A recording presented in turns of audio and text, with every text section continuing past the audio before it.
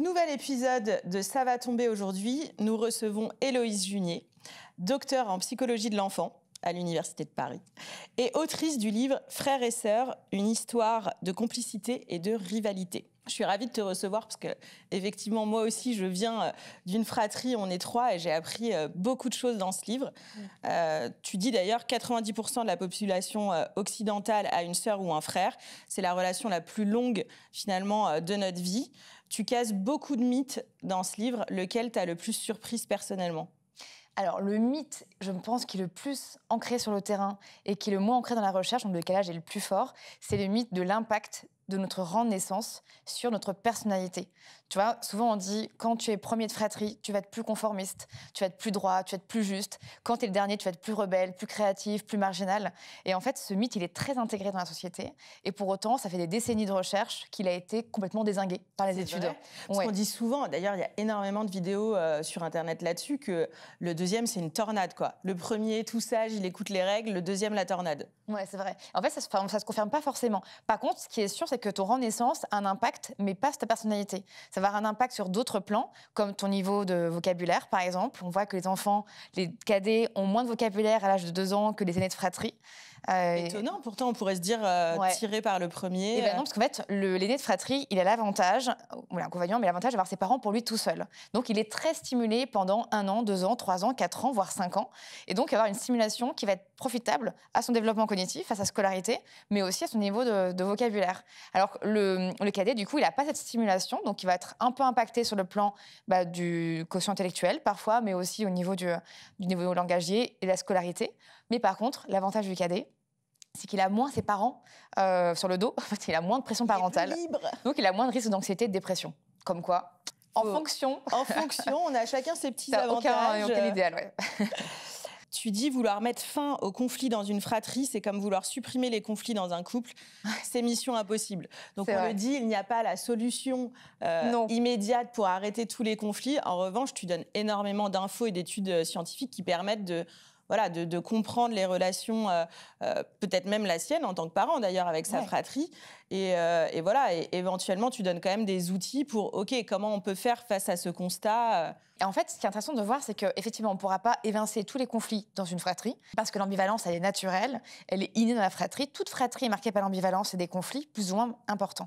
Par contre, ce qu'on voit dans la recherche, ce qui est vraiment fascinant, c'est que la manière dont les parents vont réagir le plus souvent aux conflits dans leur fratrie va avoir un impact sur la fréquence, 1, et 2, l'intensité des conflits dans la fratrie. Et on voit que les chercheurs ils distinguent 2 types de réactions de parents par rapport aux conflits, que ce soit quand les parents ont, je sais pas, ont 10 ans, 20 ans, quel que soit l'âge en fait de la fratrie. On voit qu'il y a la stratégie qu'on appelle, alors qu'ils appellent chercheurs, c'est toujours un mot très fort, destructrice.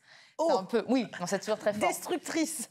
Alors, moi, en tant que maman, ça me met toujours la pression. En fait, c'est le fait d'être justicier. Tu vois, quand tu arrives sur un conflit, tu vas dire qui a tort, qui a raison. Faire le juge. Tu vas charger un max le coupable, défendre la victime. Tu vois, c'est un modèle un peu binaire, dichotomique. Enfin, intuitivement pour tout le monde, même pour moi, quand tu arrives sur un conflit, tu es dans ce modèle-là. Et en fait, on voit que la stratégie qui s'appelle constructive, où là, ça va être une stratégie de médiateur. Tu vas arriver sur le conflit, tu vas pas chercher à savoir qui a tort, qui a raison. Tu vas chercher à créer de l'empathie pour l'un pour l'autre. Et surtout, tu vas trouver un compromis qui convienne aux 2 enfants. Et en fait, quand le compromis convient aux 2 enfants, tu as réussi ton job de parent, mais super dur à faire. Et là, si tu fais ça plus régulièrement, tu as moins de conflits et dans la journée, et de manière générale, dans ta fratrie. Mais c'est très dur à faire, parce qu'il faut être soi-même hyper calme. Ce que je ne suis pas tout le temps moi-même. C'est hyper disons que quand on est en train de préparer à manger et que ça se tire la bourre dans la salle de bain, c'est un peu compliqué. Ça fait 30 fois dans la journée. Enfin, tu vois, les mercredis, 6 heures, ils se disputent déjà. Tu te dis, mais j'ai plus de patience, quoi. Est-ce qu'il y a un écart d'âge qui favorise le fait qu'il y ait moins de conflits dans la fratrie? C'est pareil, on entend souvent, il faut les faire rapprocher, ils seront hyper complices, etc. Non, finalement, il y a moins de problèmes de partage s'ils ont un gros écart d'âge.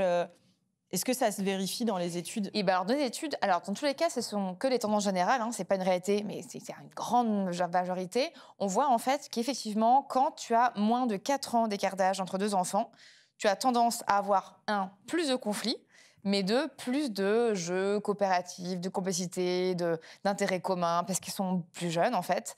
L'écart d'âge est plus limité. Et par contre, quand tu as un écart d'âge de plus de 6 ans, tu vois que tu as des fratries où il y a moins de conflits, tu as moins de rivalité, tu as moins d'opposition, moins de disputes, mais tu as aussi moins d'intérêts communs et moins de moments un peu de jeux partagés. Donc en fait, tu n'as aucun modèle, une fois de plus, Il n'y a pas de modèle parfait. qui est idéal, quoi. Ça dépend ce que les parents veulent, comment ils peuvent faire aussi. Voilà, comme on peut. Comme on peut aussi, quand même. Mais c'est vrai qu'on dit souvent, être optimiste, c'est faire un deuxième enfant pour qu'il joue avec le premier. Bah, et pour qu'ils jouent, ouais, mais pour qu'ils se disputent aussi. Ouais, voilà. Tu prends le package entier, quoi. Tu prends pas que les jeux, tu prends la dispute aussi. C'est que je pense qu'on fantasme beaucoup quand on est parent. On va avoir un deuxième enfant, on va se dire ils vont s'aimer, ils vont jouer ensemble. Alors c'est vrai qu'ils vont jouer ensemble. Et c'est vrai qu'on va avoir une complicité qui va être dingue et profitable pour leur vie entière. Mais ils vont aussi énormément, probablement, se disputer. Et du coup, pour certaines familles, elles se sont arrêtées à un. On évite les disputes avec les autres. Bah ouais. Et dans le livre, tu en parles aussi, c'est-à-dire qu'il y a ce mythe aussi de l'enfant unique qui a souvent une mauvaise image, dont on dit qu'il ne va pas savoir partager, moins social, coopératif. Finalement, c'est pas vrai. Eh ben, c'est vrai que le pauvre enfant unique, sur le coup, les mythes sont très très durs et ils ont un impact réel sur sa vie. Dans le sens où les études montrent que des enseignants auraient une tendance à moins estimer socialement les enfants uniques que les autres. Et du coup, ils sont moins bien jugés par la population générale que des enfants qui ont des frères et sœurs. Mais dans les recherches, ce qui est intéressant de voir et de rappeler, c'est que ça fait presque peut-être 50 ans de recherche qu'ils ont déconstruit complètement cette idée-là. Les enfants uniques, non, ils ne sont pas moins sociables, ils ne sont pas moins généreux, ils ne sont pas plus égoïstes, enfin, voilà, ils n'ont pas tous ces tares qu'on leur attribue. Mais par contre, les préjugés ont un impact réel sur leur vie. Et tu vois, pendant que j'écris mon livre, je m'en souviens d'avoir rencontré un petit garçon qui était fils unique, dizaine d'années, et je lui ai dit, mais c'est quoi pour toi être enfant unique, enfin, ça te fait quoi? Et il m'a dit, ça m'a marqué, vraiment, ça m'a marqué durablement. Il m'a dit, mais en fait, moi, être enfant unique, le pire, c'est pas de pas avoir de frères et sœurs. Moi, je suis content. J'ai mes parents pour moi tout seul, j'adore, je réussis bien scolairement, je suis hyper content, j'ai plein de jouets, plein de copains. Moi, le pire d'être enfant unique, c'est le fait que quand je dis que je suis enfant unique à quelqu'un, il me regarde dans les yeux avec une petite moue comme ça et dit, oh. Et il dit ça, le oh, il est pire que de pas avoir de frères et sœurs. En fait, c'est la société qui projette sur l'enfant unique une solitude qu'il ne ressent pas forcément. Il n'a pas forcément. Parce que s'il y a un gros entourage, voilà, pas mal de copains, de familles, des cousins, etc., finalement, voilà, l'enfant unique est sociable. C'est très variable d'un enfant à l'autre, en fait. Mais en tout cas, le préjugé est plus fort, tu vois, que le fait d'être unique. Après, c'est parce que notre norme aujourd'hui, c'est d'avoir 2 enfants. C'est la norme française, d'avoir 2 enfants. Donc, dès que tu t'écartes un peu la norme, tu as plus d'enfants, moins d'enfants, bah, forcément, les préjugés ne vont pas en ta faveur. Oui. Bah, c'est vrai que quand on n'en a qu'un, on dit il faut faire le deuxième. Quand on en a 2 et qu'on fait le troisième, oh, mais pourquoi le troisième? Ah ouais, t'as du courage. Enfin, en fait, finalement, il faudrait s'arrêter à 2 et avoir un garçon et une fille. Et ça, t'en parles aussi. Il y a le mythe de ce choix du roi, d'avoir eu un garçon et une fille. Si on a 2 filles, c'est trop de disputes. Si on a 2 garçons, etc. Est-ce que les études prouvent ça? Alors, c'est vrai qu'on dit que c'est le choix du roi. Alors, c'est peut-être le choix du roi, effectivement, du côté du parent, parce qu'il a vécu la parentalité garçon-fille. C'est cool, peut-être, pour lui. Mais dans les études, on voit pas que c'est pas forcément un modèle idéal, parce que on voit que les garçons et les filles. Alors, l'avantage, c'est qu'il y a moins de stéréotypes de genre de l'un pour l'autre, par exemple. Tu auras des filles qui sont moins girly avec les stéréotypes de genre, les garçons moins un peu masculins, comme ça. Mais par contre, l'inconvénient, c'est qu'il y a moins d'intérêts communs en grandissant. C'est une tendance, une fois de plus, et tu as moins de complicité en grandissant. C'est-à-dire que les filles et les garçons ont tendance à absorber, à adopter les codes de leur groupe de genre en grandissant. Tu vois, genre CP, CM2, ça devient très fille, très garçon. Oui. Et du coup, tu as moins d'intérêts communs. Tu as aussi parfois moins de conflits. Mais une fois de plus, ça dépend aussi beaucoup de la fratrie, quoi. Et heureusement. Et heureusement. Alors, il y a un chiffre que j'adore dans ce livre.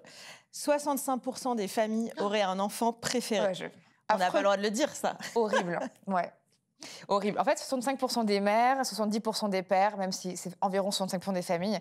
Effectivement, en fait, c'est marrant parce que là, on vient toucher un tabou. Un tabou, mais genre, c'est un pilier de la parentalité, on ne touche pas, du fait d'avoir un enfant préféré. Beaucoup de parents, tu les interroges dans la rue, tu vois, dans ta famille, repas de famille, tu leur dis, toi, t'as un enfant que tu préfères? Tout le monde te dira, mais non, mais tu rigoles ou quoi? Mais je suis pas un monstre, en fait. Et en fait, quand tu regardes vraiment ce que c'est qu'un enfant préféré, dans la recherche, on appelle ça du favoritisme parental. C'est le fait de favoriser un enfant plutôt qu'un autre. C'est pas que tu le préfères, c'est que tu le favorises, tu vois, déjà. Dans la gestion des conflits, par exemple? En fait, ça sert sur 2 plans. Ça sur le plan de l'affection différenciée. Tu vas plus accorder ton affection à un enfant. Genre, plus facilement lui faire des câlins à un enfant plutôt qu'un autre. Plus facilement lui demander comment sa journée d'école s'est passée. Plus facilement le prendre en photo, être fier de lui, l'aider pour ses devoirs. Quand il a eu la tristesse, tu vas plus facilement le prendre dans tes bras pour le consoler, tu vois. Et de l'autre côté, tu as le plan qu'on appelle du contrôle différencié. Où là, l'autre enfant, le non favorisé, tu vas plus souvent être intolérant quand il fait quelque chose que tu veux pas, plus souvent être exigeant quand il débarrasse pas la vaisselle, quand il débarrasse pas sa chambre. Tu vois, tu vas moins laisser passer de choses pour lui, quoi. Et donc, du coup, quand tu te poses les bonnes questions, aux parents, tu vois, même s'ils ont 70 ans, 80 ans, qui favorisent quand même souvent un enfant plutôt qu'un autre. Et est-ce que, du coup, c'est le dernier? Parce qu'on dit tout le temps, oh, le dernier, le petit chouchou. Est-ce que c'est vrai que quand il y a cet enfant préféré malgré nous et avec une attention différenciée, etc., est-ce que c'est vrai que c'est le dernier, le chouchou? Eh ben non, pas forcément en fait, pas forcément. En fait, le dernier, on a tendance à être moins strict avec lui, effectivement, à être plus tolérant parce que du coup, le premier suit les plâtres, je veux dire. C'est ça. On retrousse un peu nos idéaux. Quand on voit le premier, on se dit, bon, ok, je vais faire peut-être plus cool pour le deuxième. Donc effectivement, le cadet va être moins sujet à la pression parentale, mais c'est pas forcément lui le préféré. En fait, dans les études, ça varie.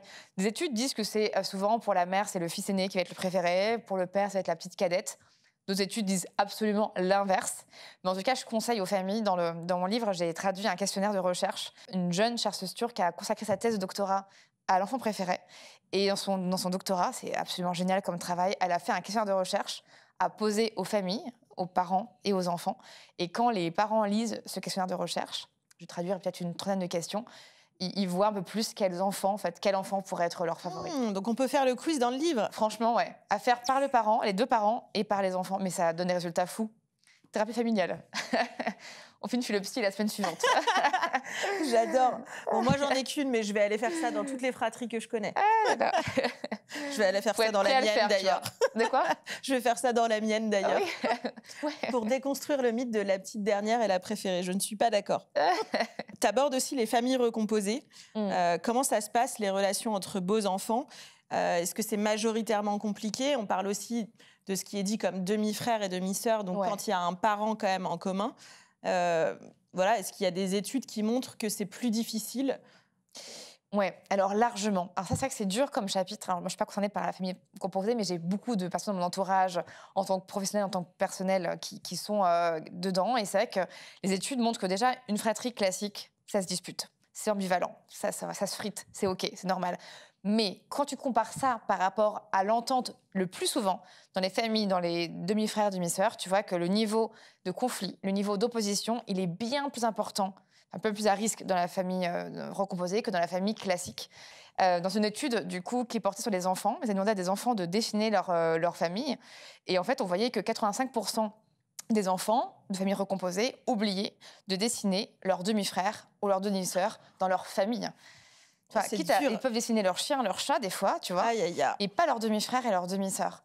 Et une autre étude avait un peu investigué la capacité des enfants à reconnaître l'odeur de leurs frères et sœurs biologiques par rapport à l'odeur de leurs demi-frères et demi-sœurs. Ils ont vu que les enfants, c'était des préadolescents, avaient plus de mal à reconnaître les odeurs de leurs demi-frères et demi-sœurs plutôt que celles de leurs frères et sœurs biologiques.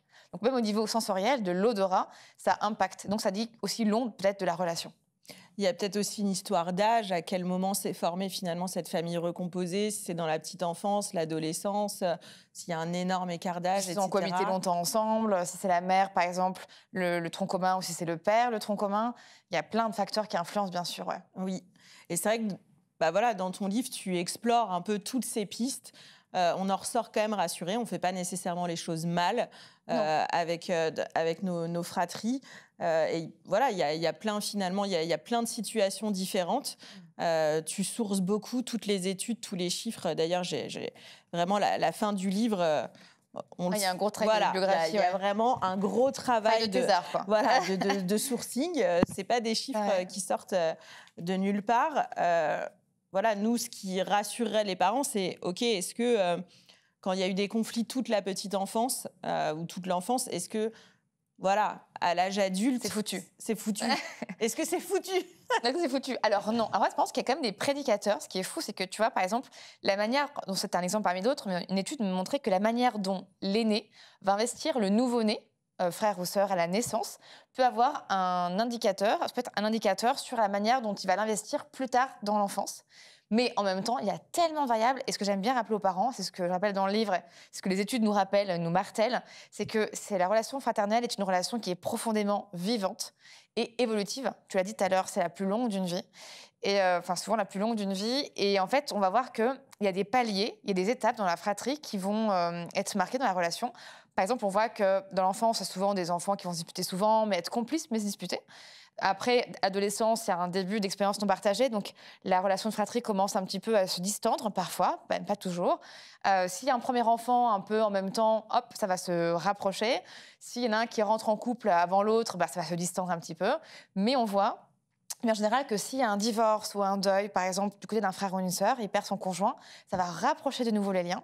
Et surtout, ce qui est intéressant de voir, c'est qu'au décès du premier parent, donc là, ça touche nous parents, hein, quand l'un de nous deux décédera, on voit que les liens de fratrie se rapprochent considérablement. Parce qu'un décès d'un premier parent, c'est un deuil horrible à vivre, c'est un traumatisme énorme partagé. Du coup, on rapproche les liens. Mais par contre, on voit dans les recherches qu'au décès du deuxième parent, il y a une tendance à ce que les frères et sœurs se distendent de nouveau. Parce qu'en fait, le tronc de la famille disparaît. Donc, t'as plus tronc. Donc, en fait, si les enfants se continuent à se fréquenter, c'est par choix et pas par obligation familiale. Et donc là, il peut y avoir vraiment des liens qui se distendent considérablement. Mais par contre, ce que j'aime bien dans ces recherches-là, ce que je dis dans le livre, juste pour se donner un petit peu de baume au cœur en tant que parent, c'est qu'en fait, quand les enfants arrivent vers 70, 75 ans, ils mettent tout de côté, la rivalité, l'ambivalence, les enfants préférés, tout ça, ils s'en foutent, ils mettent tout de côté. La mort approche, en fait. Donc, tu as la fin de vie qui approche. Et donc là, les relations fraternelles commencent de nouveau et considérablement à se rapprocher. Et donc, le meilleur est pour la fin. C'est bien, face à la peur de la mort, tout le monde met de l'eau dans son vin, en fait. Mais exactement, en fait. Et c'est beau, tu vois, tu mets tout ça de côté et tu te dis, en fait, ton frère ou ta sœur, ça devient une figure d'attachement un peu relais et ça devient un repère pour toi. Et c'est tout ce qu'on peut leur souhaiter. Non ? Complètement. En tout cas, merci beaucoup, Héloïse. Je t'en prie. Donc, je rappelle, ton livre « Frères et sœurs, une histoire de complicité et de rivalité » est sorti aux éditions Les Arènes. Ouais. Et j'ai hâte de découvrir les prochains ouvrages. Merci pour l'invitation et à bientôt, donc.